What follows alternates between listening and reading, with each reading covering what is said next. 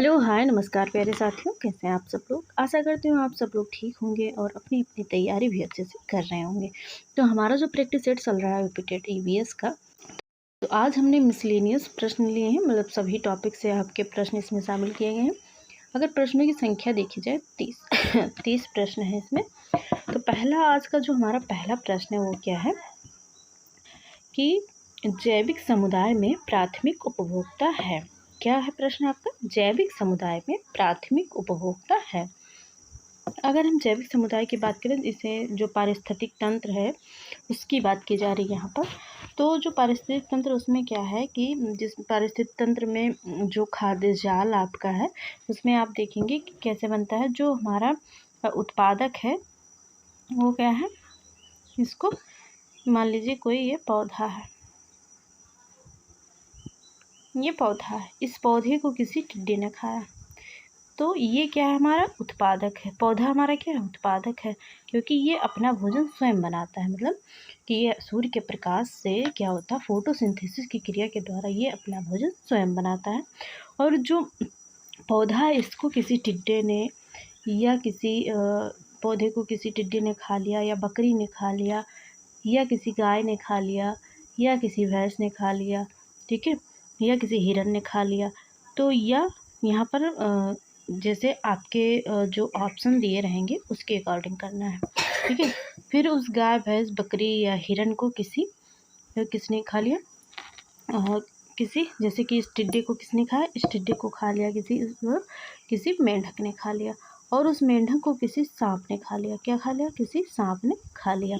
और यहीं पर अगर ये देखा जाता है कि इस घास को किसी खरगोश ने खाया, और उस खरगोश को कोई कुत्ता खा लेता, और कुत्ते को कोई बड़ा जानवर खा लेता, ठीक है। तो यहाँ पर हमारा जो फूड चेन बन रहा है, इसमें जो जो उत्पादक है वो पेड़ पौधे हो गए, और जो उत्पादक को जो मतलब उपभोक्ता जो उसका उपभोग करेगा वो ये टिड्डा यहाँ पर प्राथमिक हो जाएगा। जो प्राथमिक होगा वो शाकाहारी होगा, और जो द्वितीयक उपभोक्ता होगा वो शाकाहारी।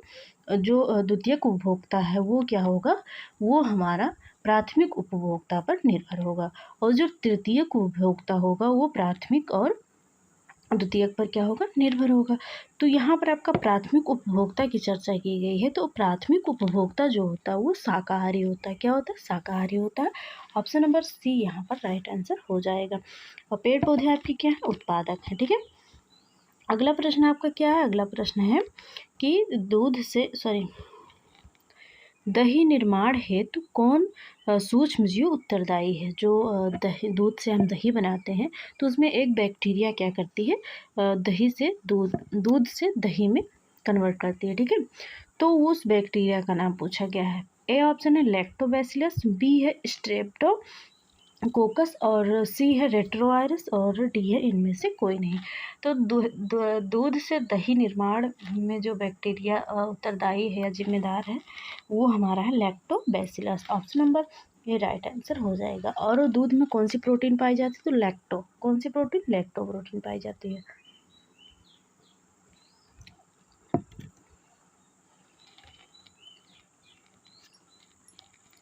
आपका अगला प्रश्न है, मानव रुधिर वर्ग की खोज सर्वप्रथम किस वैज्ञानिक ने की। मानव रुधिर वर्ग की खोज सर्वप्रथम किस वैज्ञानिक ने की, लैंड स्टेनर, जेनिंग्स, मस्ट या कार्ल मार्क्स ने। तो मानव रुधिर की खोज की अगर हम बात करें तो कार्ल लैंड स्टेनर ने इसकी खोज की थी। इसमें मानव रुधिर में कितने प्रकार के ग्रुप पाए जाते हैं, ठीक है, कितने वर्ग या ग्रुप पाए जाते हैं मानव रुधिर में, तो वो आपके 4 हैं। कौन कौन से हैं, ए बी और वो ग्रुप। इसमें से ए बी और वो आपका क्या है, सर्वदाता है, ए बी सर्वग्राही है, ठीक है। क्या है, सर्वग्राही है। ये भी प्रश्न आपका पूछा गया है।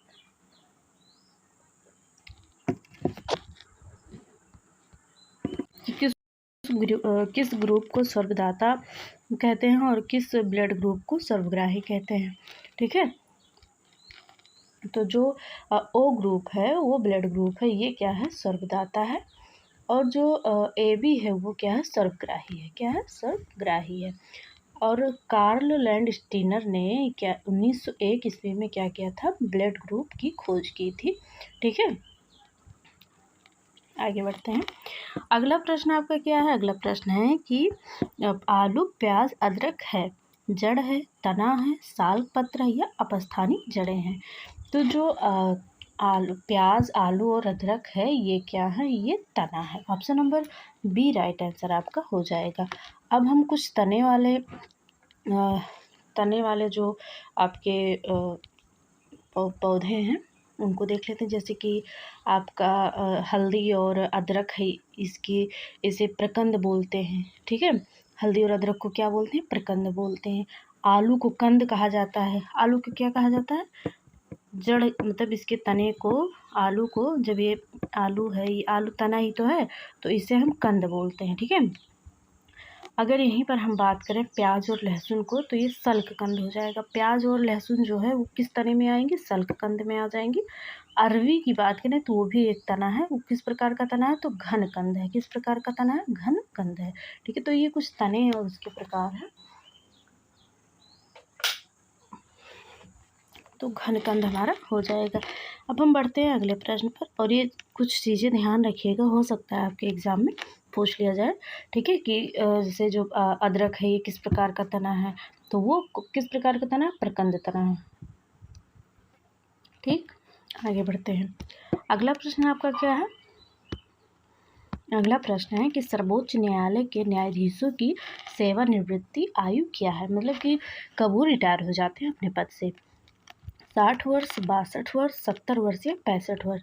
तो जो सर्वोच्च न्यायालय के न्यायाधीश होते हैं, इनकी जो सेवानिवृत्ति है, उनकी आयु है अधिकतम 65 वर्ष।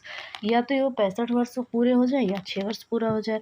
तो इनका मतलब कार्यकाल ना देखकर इसमें यही सेवानिवृत्ति की जो एज है वही पूछी जाती है। तो वो क्या है, 65 वर्ष है। कितनी है, 65 वर्ष।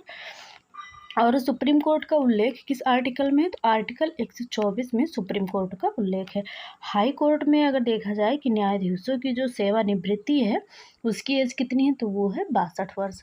हाई कोर्ट में 62 वर्ष, और जो सुप्रीम कोर्ट है वहाँ पर जो न्यायाधीशों की सेवानिवृत्ति एज है वो है 65 वर्ष। ठीक है, आगे देखते हैं। तो यहाँ पर जो राइट आंसर हमारा हो जाएगा ऑप्शन नंबर डी हो जाएगा। अगले प्रश्न की बात करते हैं। अगला प्रश्न आपका है कि किस नदी को बिहार का शोक कहा जाता है। किस नदी को बिहार का शोक कहा जाता है, गंगा, हुगली, महानदी और कोसी। तो जो बिहार का शोक है किस नदी को कहा जाता है, तो वो कोसी नदी को। कौन सी नदी है, कोसी नदी आपकी है। तो ऑप्शन नंबर यहाँ पर कौन सा राइट हो जाएगा, ऑप्शन नंबर आपका राइट हो जाएगा, ऑप्शन नंबर डी यहाँ पर राइट हो जाएगा। और कोसी जो है ये गंगा नदी की सहायक नदी है। किसकी सहायक नदी है, गंगा नदी की सहायक नदी है। आगे बढ़ते हैं। अगला प्रश्न आपका है कि पाक जलडमरू भारत और किसे अलग करता है। ठीक है, तो जो पाक जलडमरू है ये किसको अलग करता है भारत से, मालदीव, म्यांमार, इंडोनेशिया, श्रीलंका। तो पाक जलडमरू जो है भारत और श्रीलंका के मध्य पाया जाता है, और ये भारत से श्रीलंका को अलग करता है। कौन सा, पाक जलडमरू। तो ऑप्शन नंबर डी यहाँ पर राइट आंसर हो जाएगा। अब कुछ चैनल हैं जो आपके एग्जाम में पूछे गए हैं, महत्वपूर्ण है, जैसे 8 डिग्री चैनल।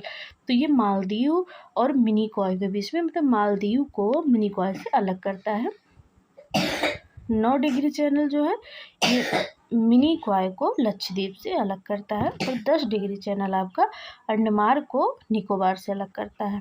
अंडमान को निकोबार से अलग करता है 10 डिग्री चैनल। तो इसे थोड़ा देख लीजिएगा, यहाँ से भी आपके प्रश्न बने हुए हैं। अगला प्रश्न आपका क्या है, अगला प्रश्न है कि माजुली द्वीप किस राज्य में स्थित है।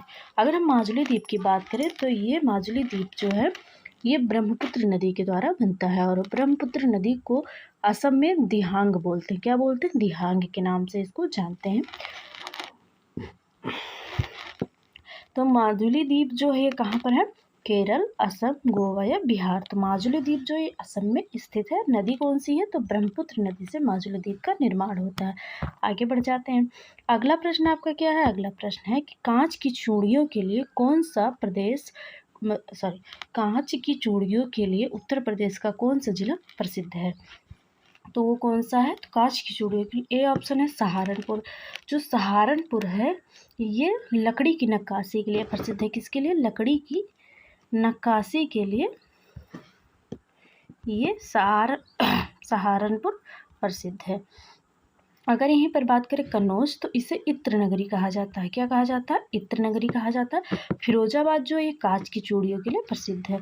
ऑप्शन नंबर सी यहाँ पर राइट आंसर हो जाएगा। अगर हम मुरादाबाद की बात करें तो मुरादाबाद जो है ये पीतल के बर्तन के लिए प्रसिद्ध है। किसके लिए? पीतल के बर्तन के लिए प्रसिद्ध है। ठीक है, आगे बढ़ते हैं। तो यहाँ पर राइट आंसर डी सी हो जाएगा, फिरोजाबाद, जो कि कांच की चूड़ियों के लिए प्रसिद्ध है। अगला क्वेश्चन आपका है कि इकोलॉजी शब्द का प्रयोग सबसे पहले किसने किया था? एजी टॉन्सले, ईपी ओडम, हैकल या लिंडमैन? तो लिंडमैन ने 10% का नियम दिया था। क्या दिया था? तो 10% का नियम किसने दिया था? लिंडमैन ने दिया था। इसे ध्यान रखेंगे, ये भी आपका पूछा गया है।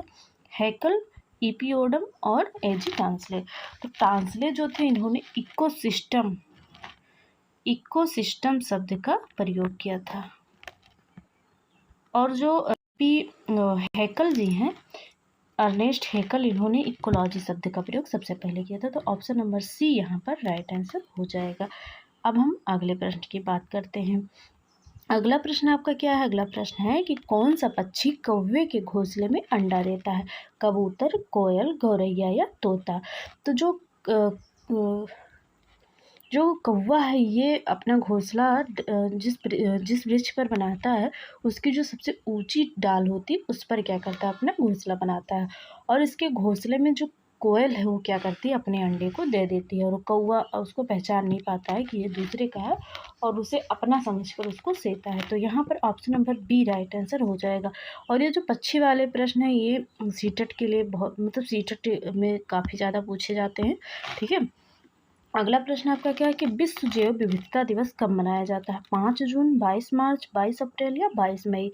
तो विश्व जैव विविधता दिवस जो है ये 22 मई को मनाया जाता है। ऑप्शन नंबर डी यहाँ पर राइट हो जाएगा।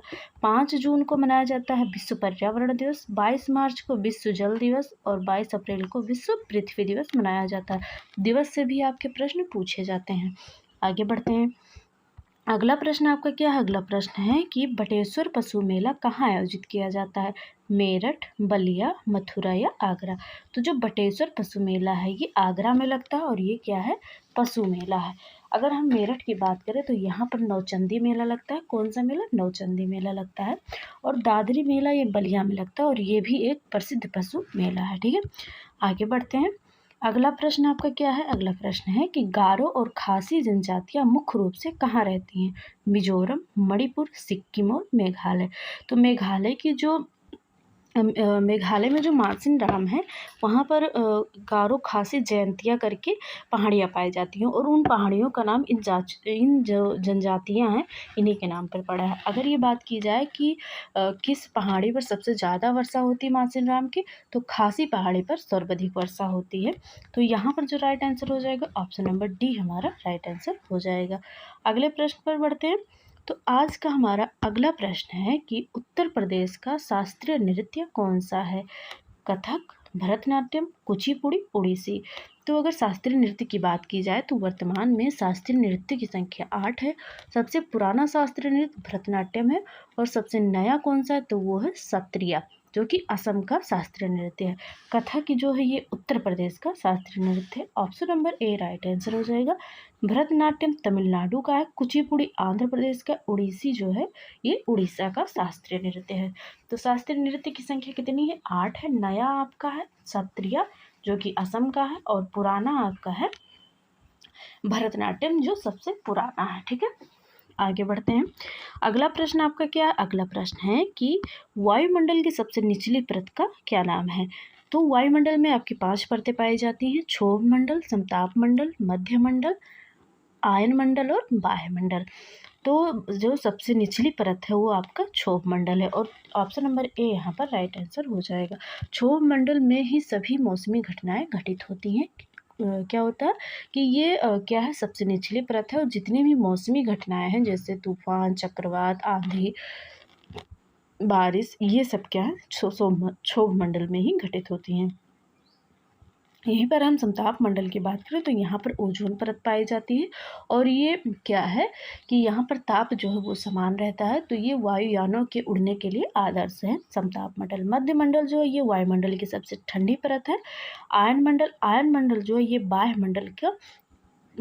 मंडल जो है उसी का भाग है ये। और ये यहाँ आयन मंडल में ही क्या होता है, आयन मंडल में ही जो रेडियो संचार है वो सुलभ हो पाता है। मतलब कि जब आप कहीं पर कॉल करते हैं तो जो आपकी जो तरंगे निकलती हैं फ़ोन से वो आयन मंडल से टकराकर फिर आ जाती है पृथ्वी पर, तो जो संचार माध्यम है यहीं से सुलभ हो पाता है। ठीक है, तो ये हमारे कुछ छोटी मोटी जानकारी हो गई इन ऑप्शंस के बारे में। अगले प्रश्न की बात करते हैं। अगला प्रश्न है विटामिन सी की कमी से होने वाले बीमारी का नाम क्या है।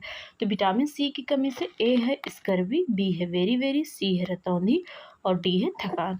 तो विटामिन सी की कमी से जो रोग है वो कौन सा है, तो वो है आपका स्कर्वी। कौन सा रोग है, स्कर्वी जो है ये विटामिन सी की कमी से होता है। Option number A right answer हो जाएगा। रतौंधी की बात की जाए तो विटामिन ए की कमी से होता है और बेरी बेरी विटामिन बी की कमी से होता है। विटामिन ए की कमी से आपका होता है रतौंधी। तो ऑप्शन नंबर ए यहाँ पर राइट आंसर हो जाएगा। ठीक है, अगला प्रश्न आपका क्या है। असम का प्रसिद्ध एक सींग वाले गेंडे वाला वन्य जीव अभ्यारण्य कौन सा है। असम में एक वन्य जीव अभ्यारण्य पाया जाता है जो एक सींग वाले गेंडे के लिए फेमस है। मानस, काजीरंगा गिर और कान्हा किसली। तो जो वह एक सींग वाले गेंडे के लिए प्रसिद्ध है वो है काजीरंगा वन्य जीव अभ्यारण्य, जिसे नेशनल पार्क भी कहा गया है। तो ऑप्शन नंबर बी यहाँ पर राइट आंसर हो जाएगा। अगर हम गिर राष्ट्रीय उद्यान की बात करें तो ये आपका गुजरात में पाया जाता है। कहाँ पर पाया जाता है, गुजरात में पाया जाता है। ठीक है, और जो कान्हा किसली ये मध्य प्रदेश में पाया जाता है। और टाइगर का राज्य या जो सबसे ज़्यादा फेमस है बाघों के संरक्षण के लिए कौन सा राज्य है, तो मध्य प्रदेश है। मध्य प्रदेश में अगर बात की जाए तो कान्हा, माधव, पेंच, खीरगंगा ये सब कहाँ पर पाए जाते हैं, आपके मध्य प्रदेश में पाए जाते हैं। अगर गिर राष्ट्रीय उद्यान की बात करें तो ये एशियाई शेरों के लिए प्रसिद्ध है। किसके लिए, एशियाई शेरों के लिए प्रसिद्ध है। और ये जो मानस नेशनल पार्क है ये भी आपका असम में ही है। ठीक है, कहाँ पर है, असम में है मानस नेशनल पार्क। आगे बढ़ते हैं। अगला प्रश्न आपका क्या है। अगला प्रश्न है कि पृथ्वी के वातावरण के किस सतह में ओजोन परत पाई जाती है। तो ट्रोपोस्फेयर, अब जो अभी हम बात किए थे समताप मंडल, क्षोभ मंडल, इन सभी को इंग्लिश में, इन सभी का नाम इंग्लिश में भी याद कर लीजिएगा। देखिए इसमें जो प्रश्न शामिल हैं सभी आपके प्रीवियस ईयर के हैं। तो 2015 का ये प्रश्न है कि पृथ्वी के वातावरण की किस सतह पर ओजोन परत पाई जाती है। ट्रोपोस्फेयर, स्ट्रेटोस्फेयर, मीसोस्फेयर या आइनोस्फेयर। तो ट्रोपोस्फेयर क्षोभ मंडल को कहा जाता है।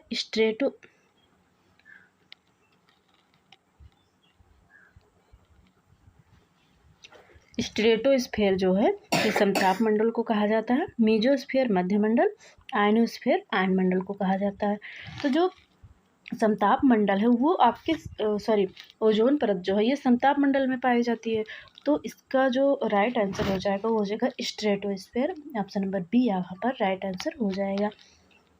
अगर ये बात की जाए कि विश्व ओजोन दिवस कब मनाया जाता है तो 16 सितंबर को विश्व ओजोन दिवस मनाया जाता है। ओजोन पृथ्वी का सुरक्षा कवच किसे कहा जाता है, तो ओजोन परत को पृथ्वी का सुरक्षा कवच कहा जाता है। ओजोन परत की मोटाई किस में मापी जाती है, तो डॉप्सन में मापी जाती है। ये सब प्रश्न आपके पूछे गए हैं और जो आपकी परसों वाली क्लास हुई थी उसमें ये सारी चीज़ें डिटेल में डिस्कस की गई है। ठीक है, अगर देखना चाहते हैं तो चैनल पर जाकर उसे ज़रूर देख लें। अगला प्रश्न आपका है कि सिख धर्म के संस्थापक निम्न में से कौन है। गुरु तेग बहादुर, गुरु गोबिंद सिंह, गुरु अर्जुन देव, गुरु नानक। तो जो सिख धर्म के संस्थापक हैं वो हैं Guru Nanak Dev. Option number D right answer हो जाएगा आपका।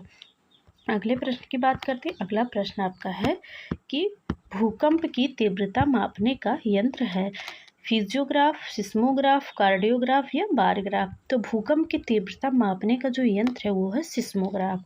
Option number B right answer हो जाएगा। और यहाँ पर जो इस सिस्मोग्राफ में एक स्केल लगी होती है जिसे रिएक्टर बोलते हैं। क्या बोलते हैं? रिएक्टर बोलते हैं। ठीक है, सिस्मोग्राफ ना देकर रिएक्टर भी आपका दिया जा सकता है, भूकंप मापने का यंत्र। ठीक है, अगला प्रश्न आपका है कि दक्षिणी गोलार्ध का सबसे लंबा दिन किस दिन होता है? 21 मार्च, 21 जून, 23 सितंबर या 22 दिसंबर। तो 22 दिसंबर यहाँ पर राइट आंसर हो जाएगा। 22 दिसंबर को ही क्यों? क्योंकि 22 दिसंबर को जो सूर्य है वो क्या होता है, जो सूर्य की प्रकाश है वो दक्षिणी गोलार्ध में लंबवत पड़ती है। सूर्य का प्रकाश कैसे पड़ता है? लंबवत पड़ती है। और इस तिथि को ही हम क्या बोलते हैं? मकर संक्रांति कहते हैं इसको। तो मकर रेखा पर क्या, सूर्य का जो प्रकाश है वो लंबवत पड़ता है। तो इस कारण 22 दिसंबर को क्या होता है कि 22 दिसंबर को दक्षिणी गोलार्ध का सबसे लंबा दिन माना जाता है। और जो 22 दिसंबर है इसे हम मकर संक्रांति का दिन भी कहते हैं। क्या बोलते हैं? मकर संक्रांति का दिन कहते हैं। अगला प्रश्न आपका क्या? अगला प्रश्न है कि सत्यार्थ प्रकाश के लेखक का नाम है? स्वामी दयानंद सरस्वती, स्वामी विवेकानंद सरस्वती, राजा राम मोहन राय, मदन मोहन मालवीय। तो जो सत्यार्थ प्रकाश के लेखक हैं वो हैं स्वामी दयानंद सरस्वती। तो ऑप्शन नंबर ए यहाँ पर राइट आंसर हो जाएगा। अगला प्रश्न आपका क्या है? अगला प्रश्न है कि बिहू भारत के किस राज्य का लोक नृत्य है? असम, राजस्थान, तमिलनाडु और उत्तर प्रदेश। तो बिहू जो है ये असम का लोक नृत्य है। ऑप्शन नंबर ए यहाँ पर राइट आंसर हो जाएगा।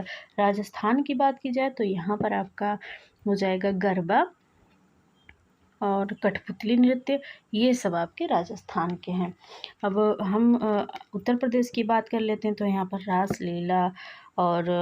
रासलीला और कई सारे हैं। ठीक है, आगे बढ़ते हैं।